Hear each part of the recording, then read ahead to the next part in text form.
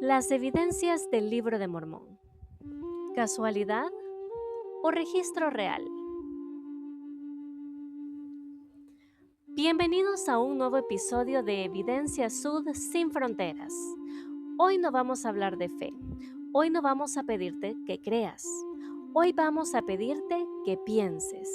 Vamos a aplicar la lógica más fría a un fenómeno que la arqueología moderna está empezando a desenterrar literalmente de las profundidades.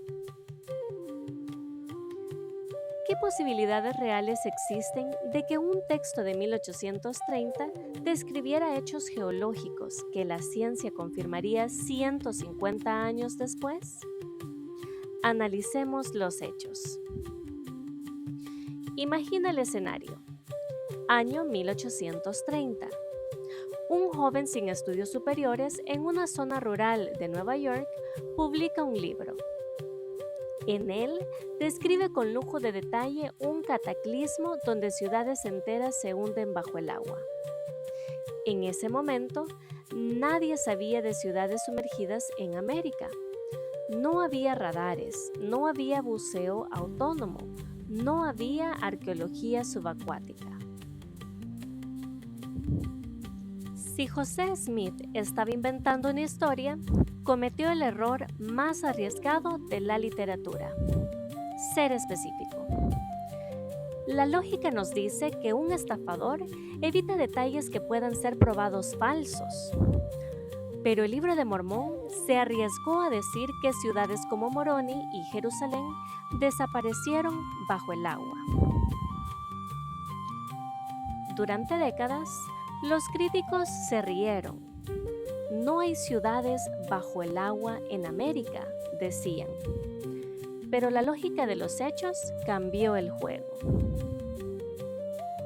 Samabaj, Guatemala. Descubierta apenas en 1996. Una ciudad entera en el fondo del lago Atitlán. No se hundió poco a poco. Fue un evento catastrófico. Coincide con la descripción de Tercera Nefi. Lago Titicaca, Bolivia, Perú. En el año 2000, una expedición internacional encontró un templo y estructuras bajo el agua que datan de hace 1500 años. La anomalía de Cuba. Estructuras a profundidades abismales detectadas por sonar. Lógicamente, ¿cómo sabía un hombre en 1830 que el fondo de los lagos y mares de América escondía urbanismo antiguo? Si esto es una coincidencia, es una que desafía las leyes de la probabilidad estadística. Aquí es donde la lógica se vuelve implacable. Si solo fuera el agua, diríamos, tuvo suerte. Pero analicemos solo una pequeña parte de una cierta acumulación de datos. El cemento. El libro dice que en el siglo I a.C. usaban cemento. En 1830, los expertos decían que en la América antigua solo se usaba piedra. Hoy, la arqueología mesoamericana confirma que el uso del cemento de cal alcanzó su pico de sofisticación, precisamente en el siglo I a.C. La geología. La descripción de Tercera Nefi sobre la oscuridad densa que no permitía encender fuego es una descripción exacta de lo que ocurre en erupciones volcánicas de gran escala, donde el exceso de ceniza y CO2 impide la combustión. ¿Cómo sabía esto un campesino que nunca vio un volcán activo? La lógica dicta que cuando las coincidencias se acumulan en campos tan distintos, geología, arqueología, lingüística, la etiqueta de coincidencia deja de ser científica y se convierte en una excusa desesperada para no aceptar la realidad. Es curioso notar la reacción de los críticos. Cuando aparece una evidencia, o guardan silencio o intentan ridiculizarla con nombres absurdos para minimizar su impacto. Es lo que vemos a menudo.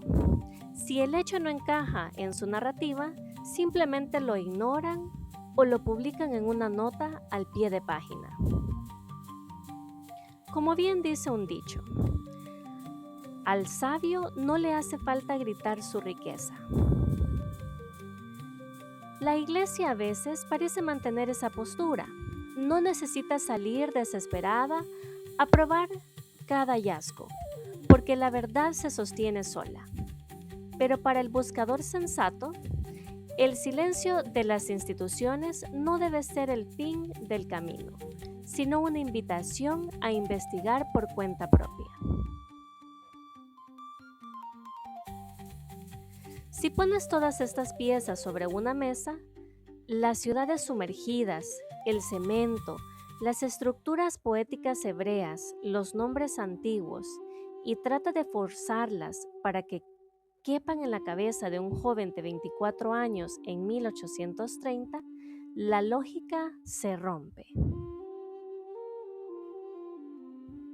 Negar estas evidencias no es ser escéptico, es estar cerrado a la posibilidad. El que tiene las manos sobre los ojos no puede quejarse de que el sol no existe. La invitación hoy es simple. Quítate las manos de la cara, mira los datos, rasca la superficie, porque las ciudades que antes estaban en el fondo del agua hoy están saliendo a la luz para contarnos una historia que muchos no quieren escuchar. Hasta ahora hemos analizado la asombrosa coincidencia de las ciudades sumergidas, pero si creías que eso era un hecho aislado, vamos ahora a profundizar en un patrón que se repite constantemente. Lo que ayer fue motivo de burla, hoy es un pilar de la arqueología. Hablemos del cemento en la América antigua.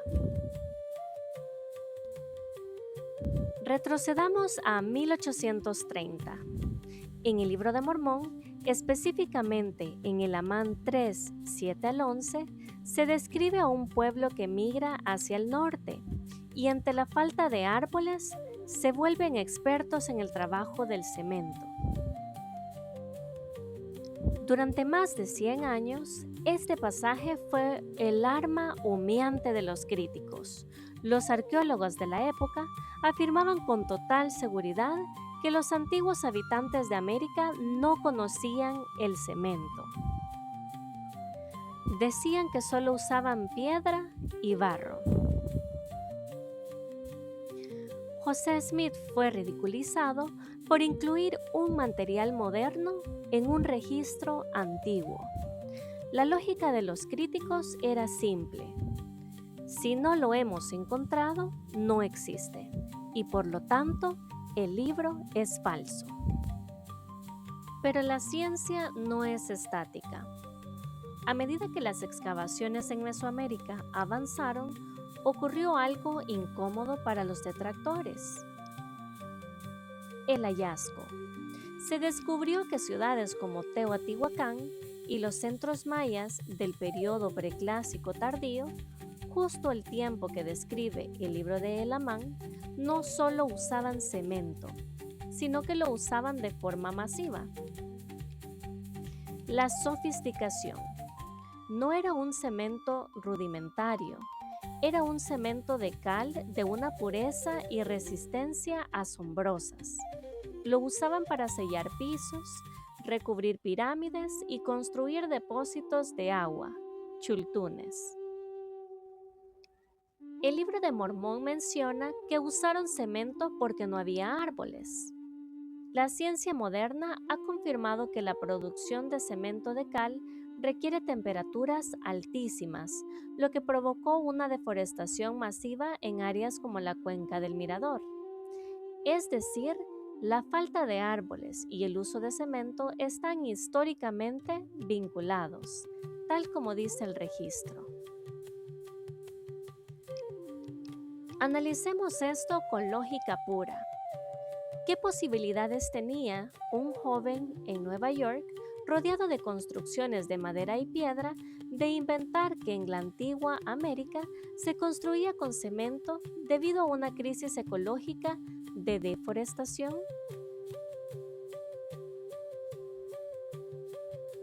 Al igual que con las ciudades hundidas, aquí vemos un patrón. Afirmación del libro. Un detalle específico y arriesgado. Décadas o siglos después, confirmando el detalle con precisión técnica, si José Smith hubiera querido engañar a la gente de su tiempo, habría escrito sobre cosas que ellos ya conocieran. Escribir sobre cemento en la América antigua en 1830 era, lógicamente hablando, un suicidio literario, a menos que estuviera traduciendo un registro real. Es fascinante ver cómo aquellos que gritaban fraude en el siglo XIX ahora guardan un silencio sepulcral sobre el cemento. O peor aún, intentan decir que fue una suerte fenomenal. Pero, ¿cuántas veces puede alguien tener suerte en temas tan diversos como la geología, la química de materiales y la ingeniería antigua? La persona sensata debe preguntarse, ¿quién es realmente el que tiene los ojos cerrados? El que acepta que estas coincidencias superan cualquier posibilidad estadística, o el que sigue buscando una excusa para opacar lo que es evidente a plena luz del día. Al igual que el millonario que no necesita exhibir sus cuentas bancarias para saber lo que posee, las evidencias del Libro de Mormón están ahí, sólidas como el cemento de Teotihuacán, esperando a que alguien con honestidad intelectual las examine. No te quedes con la nota pequeña del periódico, busca la estructura completa, porque cuando el patrón se repite una y otra vez, deja de ser un misterio para convertirse en una verdad. Continuemos con esa serie que estamos construyendo. Si el hundimiento de ciudades desafió la geología de la época y el cemento desafió la arqueología, el tema de las planchas de metal desafía la historia de la escritura y la metalurgia. Ya hemos analizado cómo el agua devolvió ciudades que se creían imposibles y cómo el cemento mesoamericano silenció a los críticos. Ahora vamos al corazón físico del Libro de Mormón, el soporte de su escritura. En 1830, la idea de un libro antiguo escrito sobre planchas de metal y enterrado en una caja de piedra era para muchos el colmo de lo absurdo. Hoy, la lógica nos cuenta una historia muy diferente. Imagina la escena. José Smith afirma haber recibido un registro de planchas de oro con apariencia de metal. En el siglo XIX, los expertos y clérigos se burlaron abiertamente. Decían, nadie en el mundo antiguo escribía libros en metal. El oro es demasiado blando. No existen registros de cajas de piedra para libros. Para el conocimiento de 1830, la escritura antigua se limitaba al papiro, el pergamino o las inscripciones en monumentos de piedra. Un libro de metal era considerado una fantasía de un campesino que no entendía cómo funcionaba la historia. Pero avancemos el reloj. En las últimas décadas, el mundo de la arqueología ha desenterrado hallazgos que habrían dejado sin palabras a los críticos de José Smith. Las planchas de Pirgi, Italia. En 1964 se encontraron 3 láminas de oro con inscripciones en etrusco y fenicio, grabadas de forma muy similar a lo descrito por Smith. El rollo de cobre, Qumran, encontrado entre los rollos del Mar Muerto. Este es un registro de tesoros grabados íntegramente en metal para asegurar su preservación. Las planchas de Darío, Persia, encontradas en Persépolis, son planchas de oro y plata depositadas en cajas de piedra bajo los cimientos de un palacio. El libro de oro de los etruscos, un libro de 6 páginas de oro puro unidas por anillos, encontrado en Bulgaria, que data de hace 2500 años. La lógica. ¿Cómo podía José Smith saber que la tradición de escribir registros sagrados en planchas de metal y ocultarlos en cajas de piedra era una práctica auténtica del mundo antiguo, especialmente en el Medio Oriente, de donde provenía Leí? Si los ejemplos más claros de esto no se descubrieron sino hasta más de 100 años después de su muerte, suerte o conocimiento imposible. Analicemos el patrón. Si estás inventando un libro, eliges un material común, papel, cuero o piedra. No eliges un formato que nadie ha visto jamás y que te expone al ridículo inmediato. Sin embargo, hoy sabemos que se escribía en metal, se usaban aleaciones, como la tumbaga, común en la América antigua, que daba apariencia de oro, pero con mayor dureza. Se protegían en recipientes de piedra. Lógicamente, esto ya no puede llamarse coincidencia. Cuando un autor adivina el material de construcción, cemento, el fenómeno geológico, ciudades inundadas, y el método de preservación de documentos, planchas de metal, la probabilidad de que sea un fraude se reduce a casi 0. Lo que antes era imposible, ahora los críticos intentan llamarlo irrelevante. ¿Será esto miopía del crítico moderno? Dicen, bueno, sí existían, pero José no lo sabía. Exacto. Ese es precisamente el punto lógico. Él no podía saberlo. Es la misma actitud del que ve al millonario y dice que su fortuna es suerte, ignorando el trabajo y la realidad que hay detrás. La Iglesia mantiene su postura sabia. La verdad no necesita ser gritada para ser verdad. Pero para los que buscamos evidencias con la mente abierta, estos hallazgos son como martillazos sobre el metal. Suenan con la fuerza de la realidad. Si tienes las manos sobre los ojos, el brillo del oro no te va a cegar. Pero si decides bajarlas, verás que el Libro de Mormón no solo es un registro espiritual, sino un objeto que encaja perfectamente en un contexto histórico que José Smith no pudo haber inventado. Ahora vamos a adentrarnos en un terreno donde la probabilidad estadística se vuelve casi astronómica. la onomástica, el estudio de los nombres. Hasta ahora, hemos visto ciudades bajo el agua, cemento donde no debería haberlo y planchas de metal que la historia confirmó.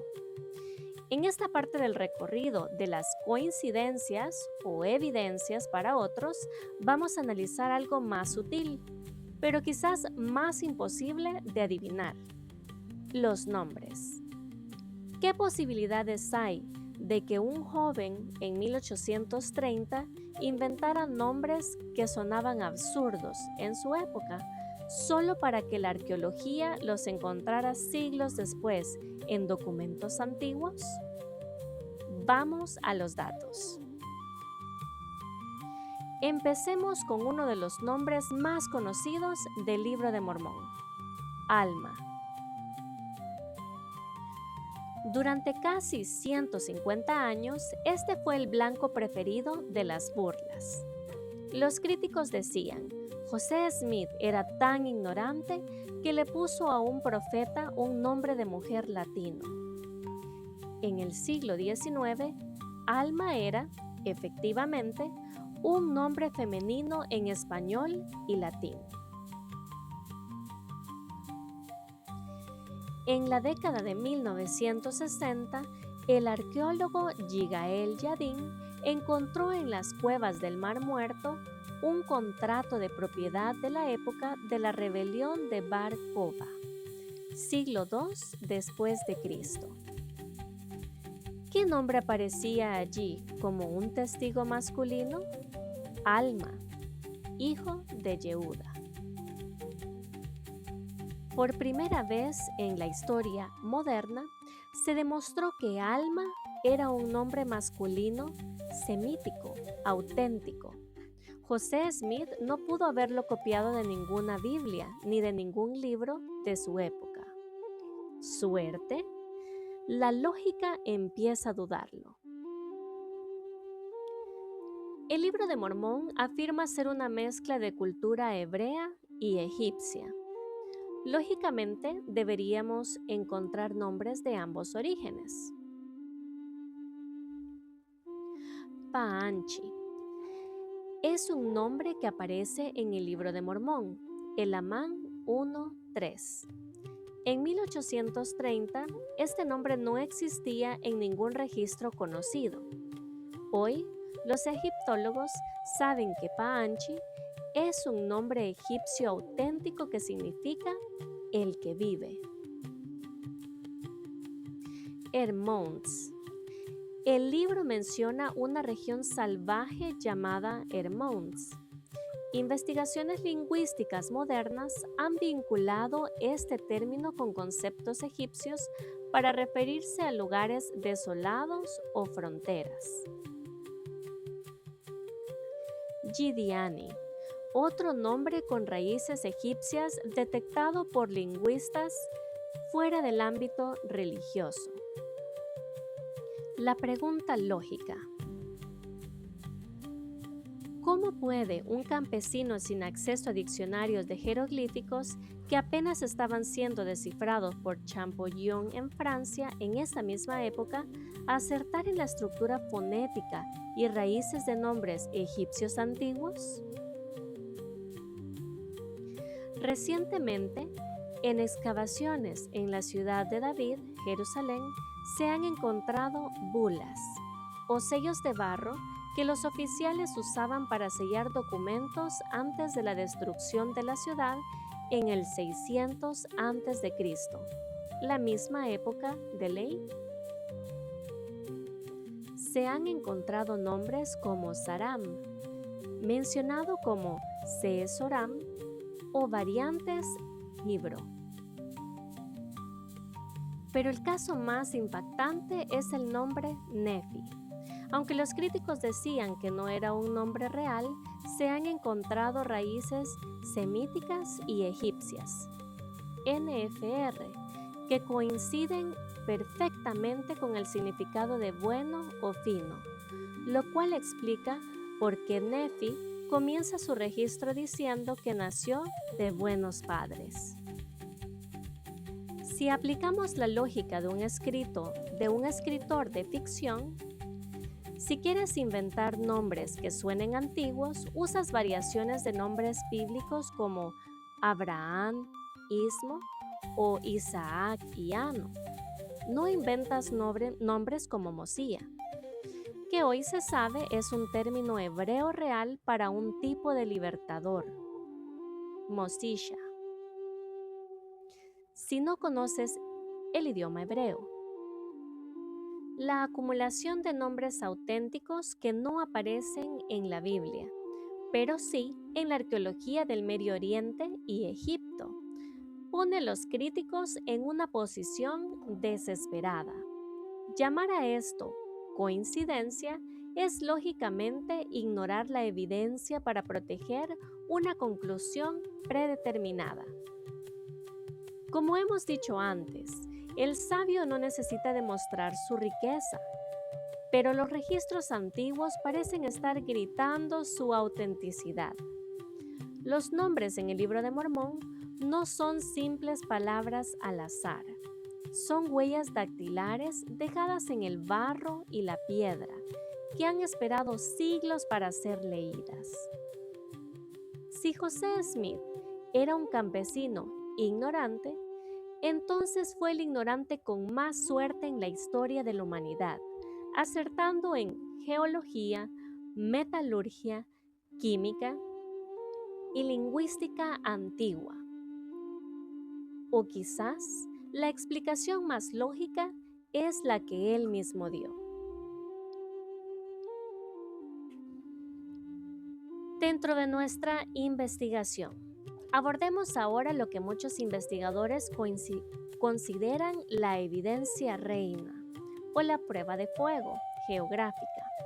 El hallazgo de un lugar físico que coincide en nombre, ubicación y tiempo con el relato del Libro de Mormón. Nahom, el mapa que José Smith no pudo dibujar. Vamos a poner un punto en el mapa, un punto real, de piedra y arena, que se encuentra en la actual Yemen. Hoy hablamos de Nahom, el lugar donde la ficción y la realidad chocan de frente. En el libro de Nefi se describe el viaje de la familia de Leí por el desierto de Arabia. Es un relato lleno de detalles, direcciones, sur, sureste, proximidad al Mar Rojo y lo más importante, nombres de lugares. La mayoría de los nombres, como el Valle de Lemuel, fueron puestos por Leí, pero hay una excepción clave. En Primera de Nefi 16:34, el texto dice que llegaron a un lugar que se llamaba Nahom. Allí enterraron a Ismael. La lógica nos dice, si José Smith estaba inventando el libro, ¿por qué incluir un nombre específico de un lugar en medio del desierto de Arabia, un lugar que nadie en Nueva York en 1830 conocía? La lógica del estafador dicta, mantén la geografía vaga para que nadie pueda probar que mientes. José hizo todo lo contrario. Durante 150 años, Nahom fue otro punto de burla. No existe tal lugar, decían los críticos.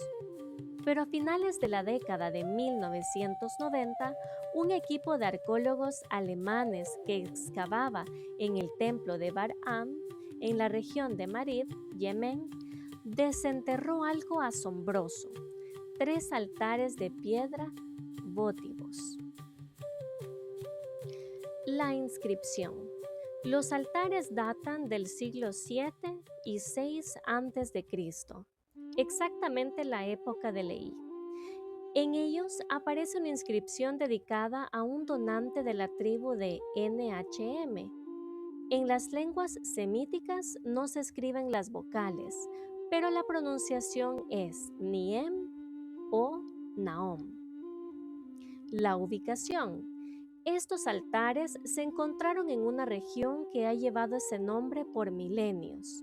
Lo más impactante es que Nahom se encuentra exactamente donde el Libro de Mormón dice que el grupo de Leví giró su dirección hacia el este para cruzar el desierto hacia la tierra de abundancia.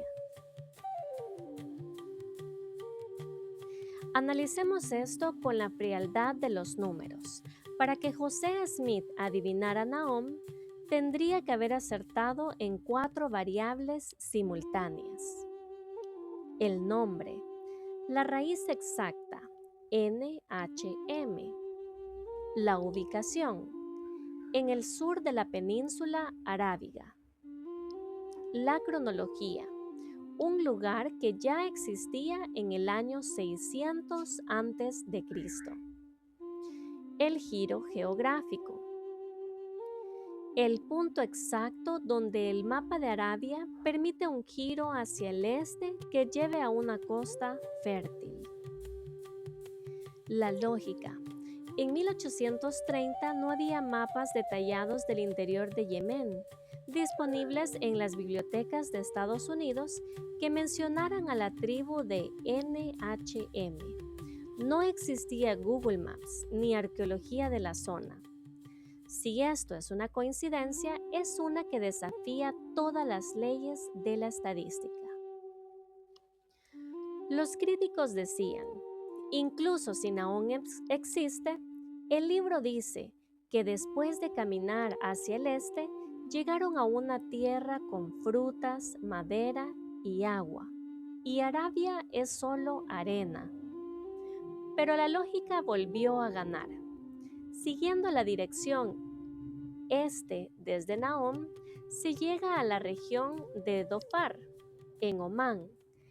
Es uno de los pocos lugares en toda la península arábica que gracias a los monzones es un oasis verde con madera, hierro en las montañas y frutas. Un lugar llamado Khor Karfot encaja perfectamente con la descripción de la tierra de abundancia, donde Nefi construyó el barco. Hemos llegado al final de este recorrido. Al principio preguntamos, ¿qué posibilidades hay de que un campesino ignorante hiciera todo esto? Después de ver solo una pequeña parte de lo que hoy se ha descubierto, las ciudades sumergidas, el uso del cemento, las planchas de metal, los nombres semíticos auténticos y, finalmente, el mapa exacto de Nahom. La respuesta lógica es una sola. Es imposible que fuera una invención de 1830. Como el millonario que mencionamos, la verdad no necesita desesperarse por la aprobación de los críticos. Los críticos seguirán buscando el pequeño error, la falta de una coma o el nombre de un animal que no les cuadra, pero ignoran la montaña de evidencias que tienen frente a ellos. La lógica es una herramienta poderosa, pero requiere valentía para seguirla hasta donde nos lleve. El Libro de Mormón ha pasado de ser un imposible a ser un fenómeno que la ciencia moderna, paso a paso, sigue confirmando. Gracias por acompañarnos en este episodio de Evidencia Sud sin Fronteras. La pregunta ahora no es si el libro es verdadero. La pregunta es, ¿qué vas a hacer tú con esta información? Hasta la próxima.